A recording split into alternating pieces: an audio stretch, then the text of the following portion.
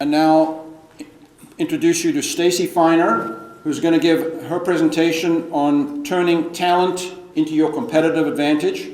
Stacy is a director at BDO Management Consulting. She's a licensed psychologist and is truly an expert in talent management, and I'm sure you're going to enjoy what she has to say.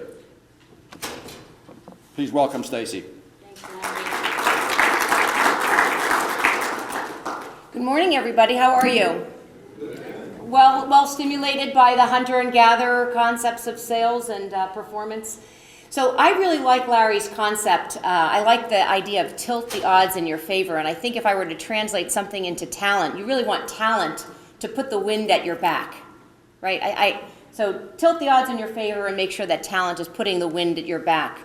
Larry asked some questions to prompt some thinking. So I'd like to do the same. How many of you have been challenged or felt the pain of hiring the wrong person? If anybody didn't have their hand up, it's just because they're letting other people put their hand up for them. So this is a painful process. It's expensive too. How many of you as leaders of companies have really felt the pain and actually maybe even started to hate your job because of all of the complaints that people have inside your company?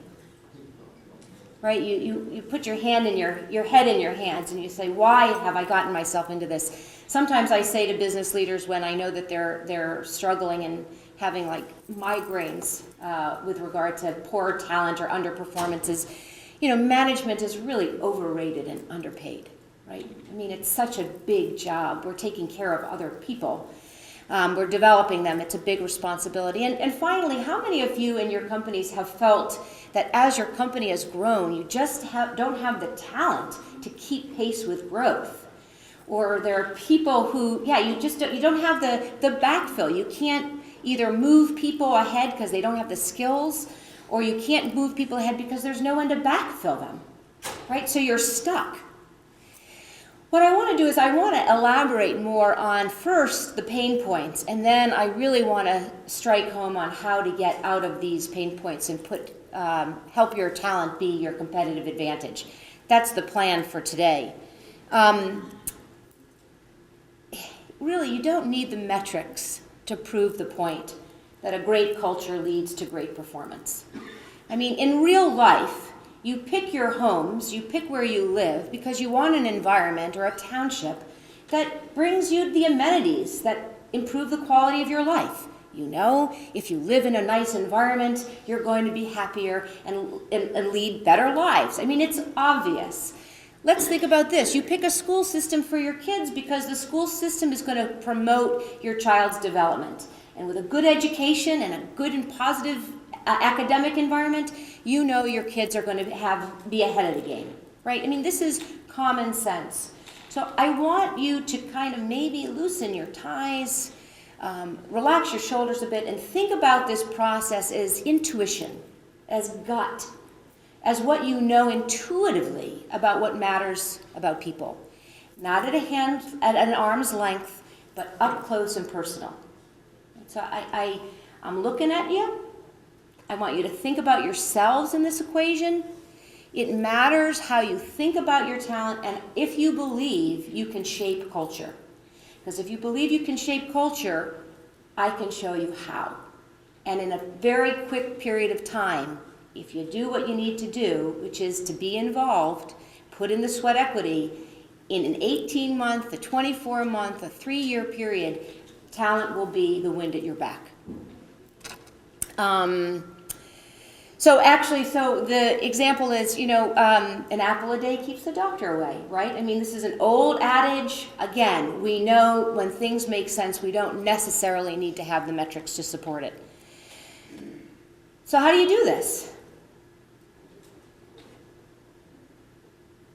Well, it definitely starts at the top, and it definitely starts with you.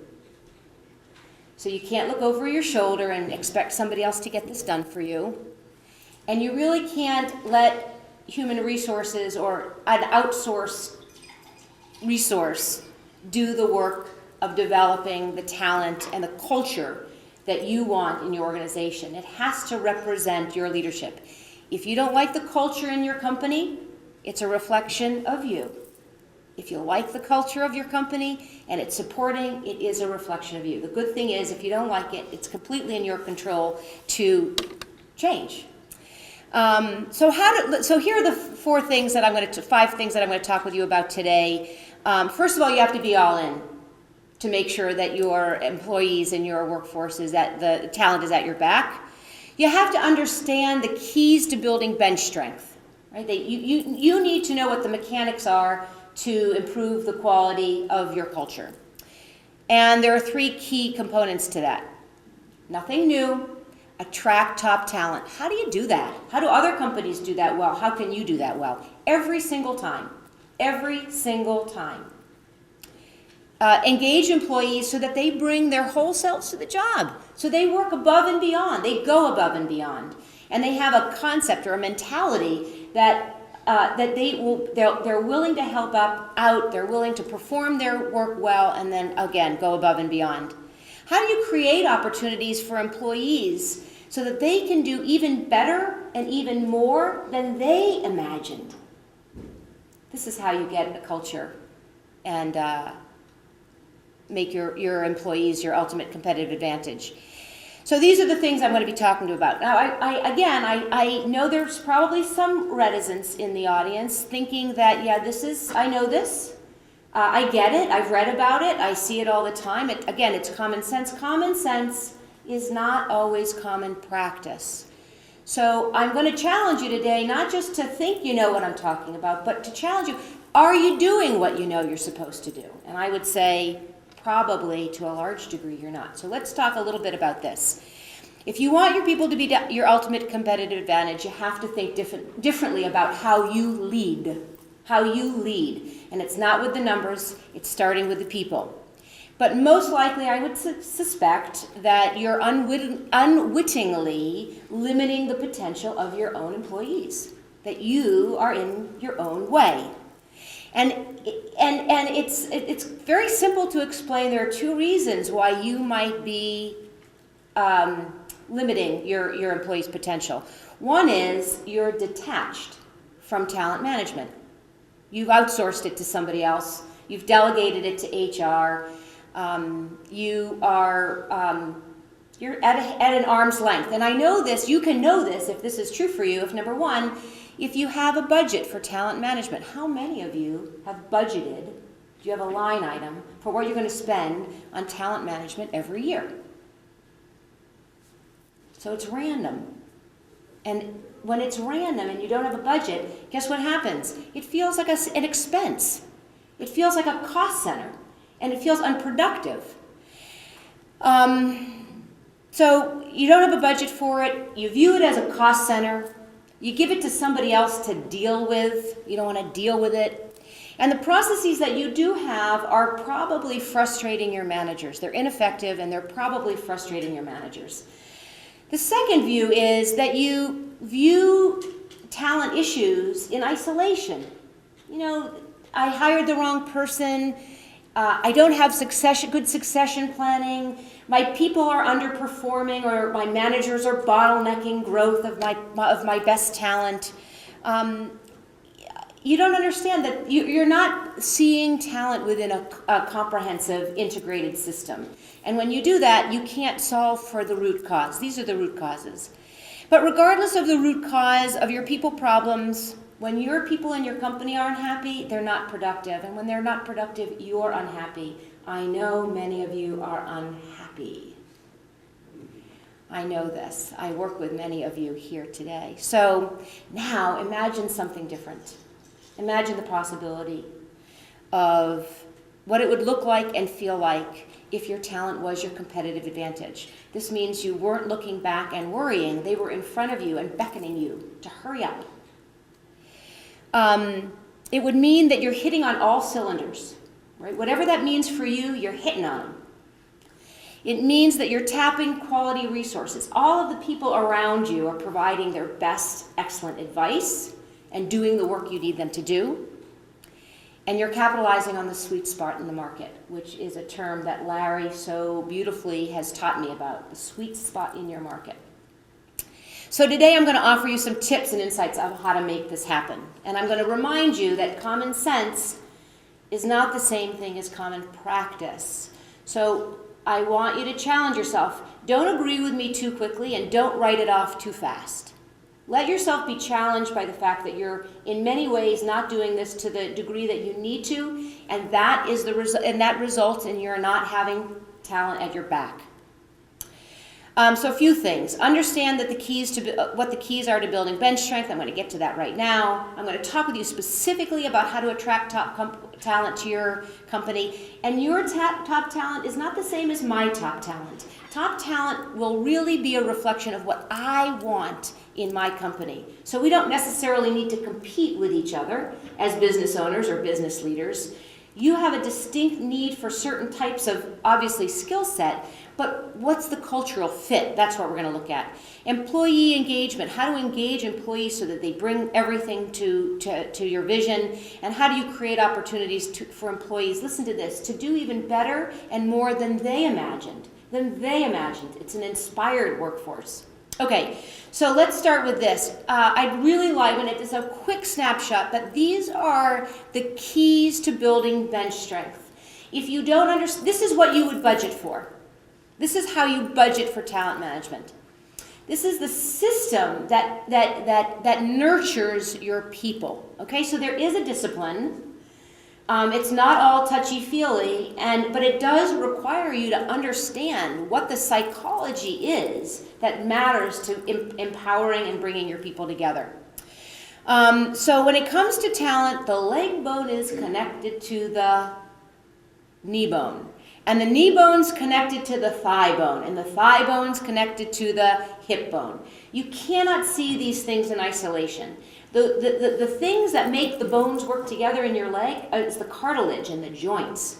This stuff creates the joints. This is the connective tissue for how you make sure that your people are connected and your talent process is connected. To turn your people into a competitive advantage, you must understand how developing bench strength follows the life cycle of your business. You can't do it if you see these issues in isolation. Hiring, for example, which you'll see in the far left with talent acquisition is a crucial part of succession planning.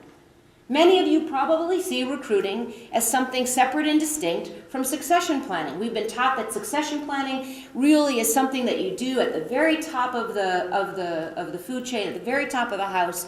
But really, succession planning is basically being able to move people and having backfill whenever your company needs to expand or grow, and then you can dial back at the same time with this understanding. So onboarding, so when you hire somebody new, really should function, quite frankly, as the first formal performance review of your employee. So this is an open, unstructured kind of conversational initially. You're still getting to know each other. So you can set the tone in this first meeting of onboarding to set the tone for all performance reviews going forward. And if you are like a lot of my clients, performance reviews are painful. First of all, they're very rigid. And second of all, oftentimes you need to be delivering challenging information and you're not comfortable doing it. So if you establish what the rules are at the very beginning, you've put the wind at your back for future conversations. Training should improve your ability to hire top talent. How should training, which is something inside your company, impact your hiring capabilities? And finally, talent inventory should fuel the quality of your leadership development. These things are intricately connected. Okay, let's get into it a little bit. Improving your recruiting. So winners want to work with winners. I can guess, for the most part, without a discipline in your recruiting practices, you're not really showing up to the interviews looking like a winner. Maybe you're looking at the resume right before the candidate comes in. Maybe you and the guy after you and the woman before you is asking, tell me about your resume. Tell me what's important to you. Tell me something that you, whatever the question is, it's a generic question, and you're going to get generic answers. So, and at the same time, when you're not prepared, a winning person, a talented person, is going to be unwittingly disinterested in you. Winners want to work with winners. So top talent seeks to work in a great place where where great work is expected and supported. So you have to show up looking like you're going to do that. Top talent or rock stars, you have to tell a good story to the rock stars, right? You have to tell them why you're a rock star if you want a rock star. What mattered in your business? What was a critical point in time that you were able to make a difference in your business? That you, maybe you admit that you were frustrated by people before you who weren't getting the work done, and you had a way of superseding that. Or you find a way to invite the performance of great talent. In today's world, you have to see that in the market, your organization needs top talent, and don't assume that they know what matters to your company. So if you want to bring somebody in who matches your company and your culture, you need to make sure you're describing your culture. So tell a good story. Here's an example of a company that does this really well. So More Than Gourmet is a manufacturer of gourmet sauces, soup stock, and demi-glazes, and they're based in Akron, Ohio. One day they landed a big box client, and it was definitely going to put enormous demands on their production team. And they had some starts and stops with some talent in their production team, so they were understaffed in that area. And they brought me in to talk with them about what might be wrong with their hiring practices, because they couldn't get it wrong anymore, or they were going to be underwater. They were going to lose the opportunity to serve this big box client. So we discovered quickly what was wrong in their hiring practice, and we designed a whole new hiring process. We designed a new process. We didn't take something off the shelf. We didn't borrow something from somebody else. We didn't Google how to hire people well. We figured out what we needed to do to attract top talent. So the way they did this, and I'm just going to bullet it because the story is lengthy and I have a couple other stories to tell you. But what they did was, and what I would say what we did, because I was definitely part of the team, integrally part of the team when we were doing this, so it was all of our sweat equity. We demonstrated that we were winners and we wanted to hire only winners. And we said that in our interviews. We told people that we thought ourselves to be top talent. And this was why. And we put the CEO in the front of the process for many of the hires. And then when we hired that executive team, we put the executive team at the front of their hires. So that we understand, because top talent, they don't want a middleman. They don't want a gatekeeper. I mean, you know the millennials today, they want access to the top fast. And so why frustrate that process? Besides which, the hiring manager at some point in time is going to sniff out whether or not they want that talent or not anyway, intuitively. Certainly it should be after a disciplined process. Gut is so much more powerful with data. Gut without data is practically random and very subjective. So you want some data, and then you want to use your gut, and you want to use your nose, and you want to sniff it out. So we also demonstrated that we were rock stars because we told candidates about our culture, and we enticed them to want to be at our company. And quite frankly, this is how we did it. Our skill set was that we are so one example of this is we're a data-driven company. You have to love data if you come to our company, and you have to use it. Some of us mine it. This is what they would say. Some of us analyze it. Some of us interpret it. We all have to use it. So I'm telling you, people who don't think they're data-driven or interested in that are not interested right off the bat in the culture that you're teaching your candidates about.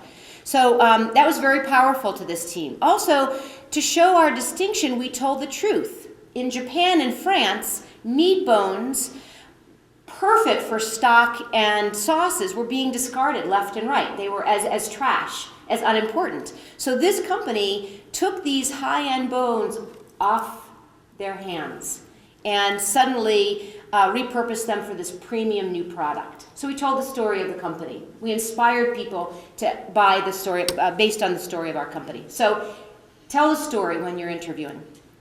Employees, second, engage employees so that they bring their all to their work. They're not necessarily 8 to 5. Nobody really is 8 to 5 anymore with our smartphones. But how do you create an environment that allows people to do their best work? Make it so people are just as happy, to come to work as they are to go home to their families. Is that possible? I mean, I know I love coming to work every day. I love serving you. I love the work. And when I'm at work, I don't want to go home. I really don't want to go home. Of course, when I'm home, I never want to leave and come back to work. So this is a wonderful tension, right? When talent creates the wind at your back, right? When the opportunity to do great work is flourishing. Infuse energy in your people by being happy to see them. This is such a compelling story. When my kids were in elementary school at Orange, I'm embarrassed. Well, they're teenagers now. I would go to the elementary school in the morning, and the principal would stand at the front door and greet every single person, every single child, and he knew every child's name by heart, right? He knew every child by name. So this is an impressive leadership tool or skill. How many of you walk around and say good morning to your people? How many welcome them? Hello, welcome. You do it. Good. Does it make a difference? What difference does it make? Could you say? You're building more of a relationship with them. Yeah, you're building a relation. They matter to you. Okay, so this is really important to infuse energy in people when they walk into the door. Most people love talking about the things that they're doing, so people are naturally talking about how they can do things better and improve themselves. Make these conversations constant. I mean, on Saturday night, I'm always talking about work. I love talking about work, the psychology of business, why you tick, why it matters, why this work matters. It's really the health of our country. Right, I'll tell this story often. 70% of the U.S. population is employed by middle market companies. If you run great companies, not just revenue, but great cultures, together, 70% of the United States population will be just as happy to go to work as they are to go home. And that will improve the health and well-being of our nation. We do have the power to do that. You have the power to do that by creating cultures in your companies where people are happy and productive and feel purposeful. Okay, I'm getting ready to get on my soapbox on this. So create an environment where people are empowered, and there are specific ways to do this. Okay, so Schneider's a quick story. Schneider Sattery is a third-generation family business on the west side, and they design and distribute equestrian products around the world.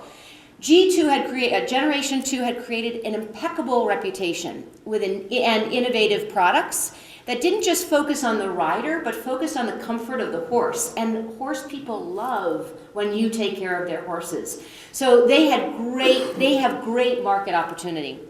When Generation 2 turned over the reins recently to G3, there was new energy and big expectations that G3 was going to grow the business exponentially. And to do this, they needed to begin to infuse a culture with a vision that captured the hearts and minds of their loyal employees. And they did this in a couple of different ways. And I'm going to say we because, again, I was part of the team, and I am still part of the team. We're a team of people who put the wind at each other's back. We help and we go above and beyond. This is what he imparted to his people, and this is what he expected to see. And then his employees created 3 or 4 different ways that they could demonstrate this. It was a team effort. It was an employee process. We are people who spend time grappling with ideas, considering different viewpoints so that we can make decisions and execute quickly.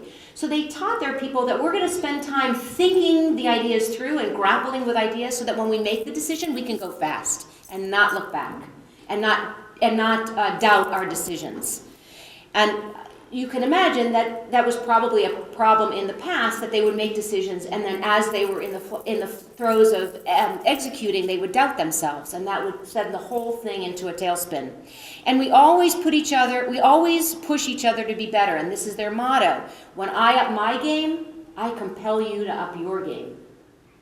When I up my game, you're compelled to up your game. This is being embedded in this culture. So this is how you engage employees. We know that when employees are engaged, they are more productive. When employees are more productive, you see it in your profitability.